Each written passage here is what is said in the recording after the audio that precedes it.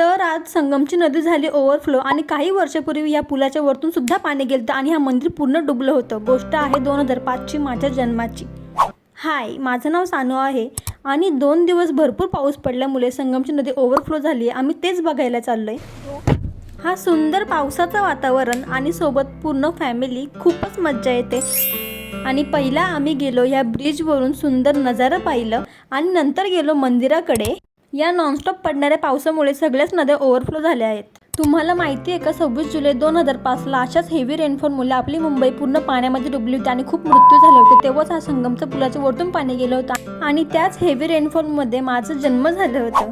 आणि ह्या 2 नद्यांचा संगम पाहण्यासाठी फक्त आम्हीच नाही तर बाकीचे भरपूर सारी पब्लिक तिथे आली होती। मग आम्ही गेलो मंदिरामध्ये आणि छान असं दर्शन घेतलं। त्यानंतर निघालो घरी जायला आणि घरी जाताना आमचा प्लॅन चेंज झाला। तर प्लॅन काय चेंज झालाय ते बघायला भेटेल नेक्स्ट ब्लॉगमध्ये। Bye bye.